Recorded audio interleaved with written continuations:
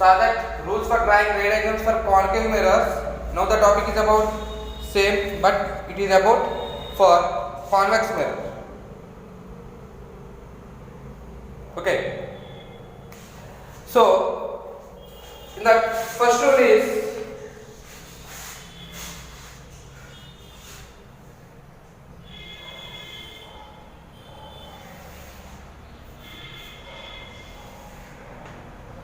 the pole,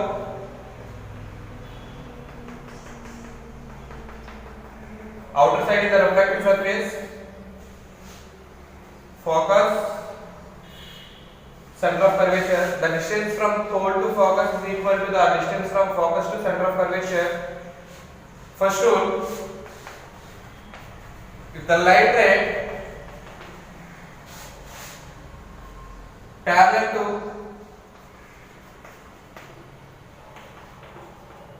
it is the principal axis,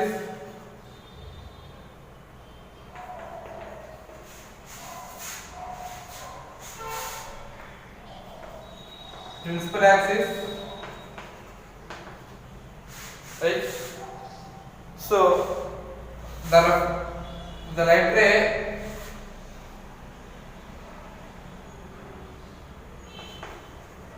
travel parallel to, if the light ray travel parallel to principal axis and after hitting the surface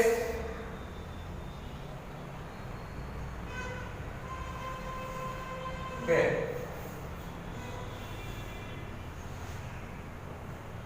it is the light ray whenever it falls on the surface of the convex mirror after reflection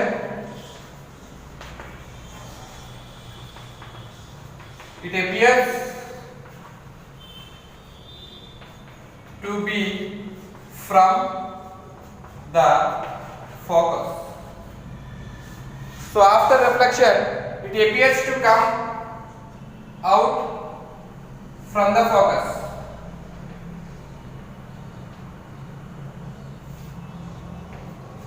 So it is the incident ray and whenever the light ray falls on the surface of the mirror it gets reflects, so it is a reflected ray. So this reflected ray comes out from the focus, it appears to comes out from the focus. That is the first rule. Clear? Rule 2, if the light ray travelled through the center of curvature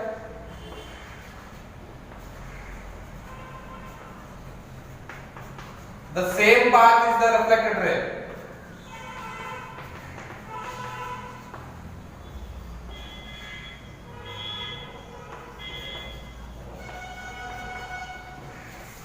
So if the light ray travels through the center of curvature, right, so that it hits the surface of the mirror. So if you imagine the light ray is passing through the center of curvature, so that the light ray gets reflected through the same path of the incident ray. So it is the incident ray path and that is the reflected ray path. That is the rule 2.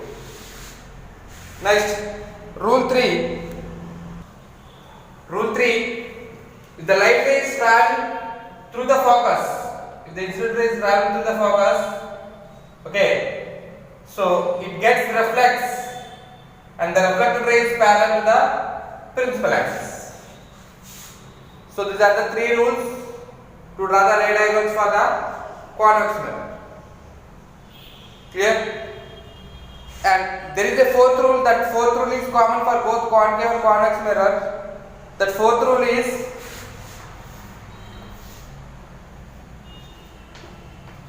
F and C, center of curvature. If the light rays point out, the light rays pointed at the pole like this.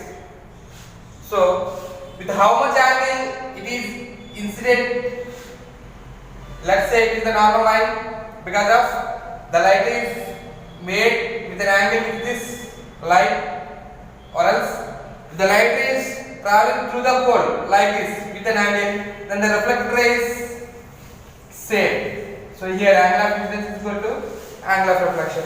So this is common for both concave and convex mirror, and we should not consider this rule. So because of finding the angle of incidence and angle of reflection is very difficult, so that we are neglecting this rule, fourth rule. Clear? So by using these three rules we can draw the formation of image, nature of image for the convex mirrors. So we have different cases for the image, position of object at different positions, but the best case, best thing in this convex mirrors are, so wherever the position of the object, we will get that image as same nature. That means wherever the position of the object, the image formed by these convex mirrors are same. So for suppose it is the object which is placed in front of the mirror, so it is the convex mirror. By considering the rules, so first rule, if the light ray is traveling parallel to the principal axis, so it gets reflects.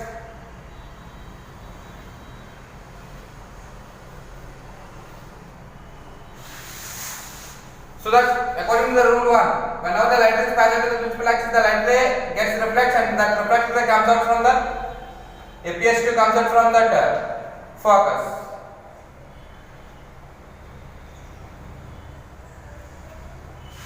Okay, and according to rule 2, the light ray is traveling through the center of curvature.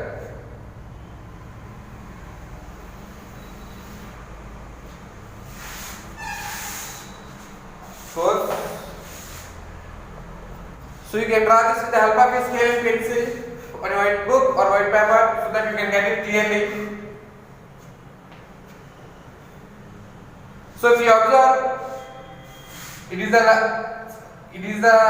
ray of light by the rule 1, it is the ray of light by the rule 2.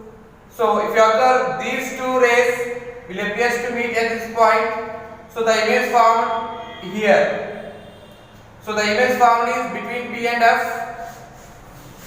Okay, so the image formed here it is the size of the object and it is the size of the image. So if you observe the size of the image is diminished image, and it is virtual, same as the object, but it is virtual image and erect upright image. So if we change the position of the object, so the image will be formed in between P and F only. If we move this object from here to here, of course, so that the object may also form exactly in between P and F with changing in size. So you can get it clearly that it is the object with the help of the rules. I draw the ray diagrams with the help of the rule 1. The light is traveling parallel to the principal axis, that light ray gets reflected. So this reflector will appears to come out from that focus. Okay, so by using rule 2, I draw the second ray diagram. The light is traveling through the center of curvature, so that is the path of the reflected ray. So by using these two rules, I draw the ray diagrams for this object, since the object is placed in front of the mirror. Okay, so if you observe for these incident rays, these are the reflected rays. So these reflected rays appears to come out from the mirror. So I extended this rays. So these two rays appears to meet at this point. So this is the point where the image is formed in the case of convex mirror. So since these two rays are meet at this point, so here at this position the image is formed. Okay, so this is the position where the image is formed. So the size of the image is smaller than the size of the object. It is the image size, it is lesser than the size of the object, and the image is formed behind the mirror. Nature of images: diminished, that means smaller image. Second one is the image formed behind the mirror, and it is in between P and F.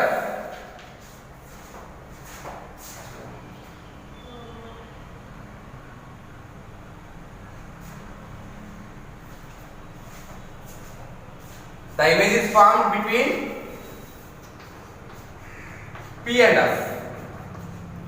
So if we change the position of this object towards the mirror or away from the mirror, the image may form in between P and F only. This is very easy in the case of convex mirrors than concave mirror. In concave mirror we have 6 different cases to remember. But in this case of convex mirror, there is only one thing, that is, whatever the position of the object, the image always forms in between P and F, and it is dimensional image, and the image is always formed behind the mirror. Only that's it. And the nature of the image is always virtual image, that means which is not real image, which we cannot capture this image on the screen. And this image is always erect upright, that means the object is in this position, then the image is also in the same position. But in the case of concave mirror, if the object is straight, then the image will be inverted. That is the case for concave mirror. But in this case of convex mirror, the object position, the image position is same as the position of the object. So use of concave and convex mirrors, where we use concave mirrors and convex mirrors. So concave mirrors are used in torchlights as a reflectors. So as I already said that concave mirrors are used for converging the light. So in torchlights, behind the bulb there is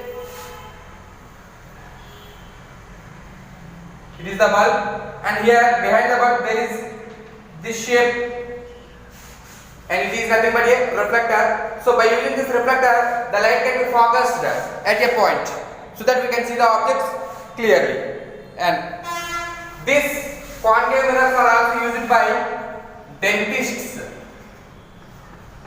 So to see the teeth clearly, the dentists are used this concave mirror, and this also used as a shaving mirrors. So to clear the beard clearly, we can use this concave mirrors. And whereas convex mirrors are used as rear view mirrors for vehicles.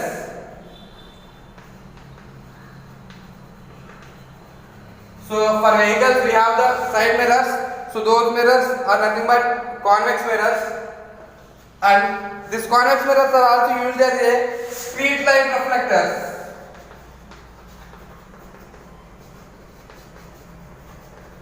So in street lights, these mirrors are used so that the light gets reflected in more directions. So the light gets traveling more directions. Next thing is magnification, denoted by small m. So magnification, it is nothing but the ratio of size of the image by size of the object.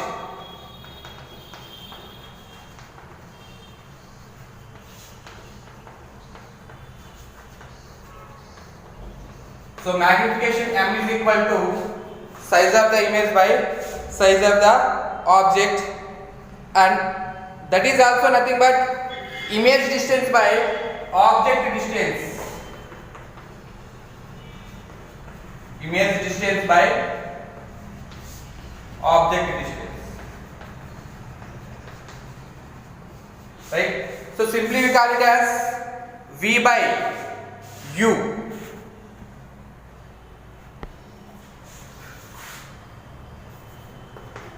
V by U. V is nothing but the image distance, and U is nothing but object distance. Right? So from this we have the mirror formula, very important formula, very important. So 1 by F is equal to 1 by U plus 1 by V. Very important.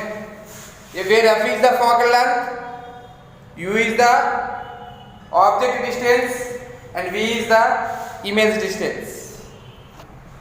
Size of image is greater than size of object, so that is called as magnification. Okay, if size of the image is smaller than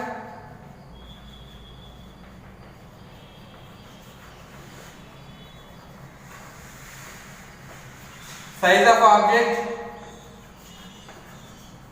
we call that as diminished image.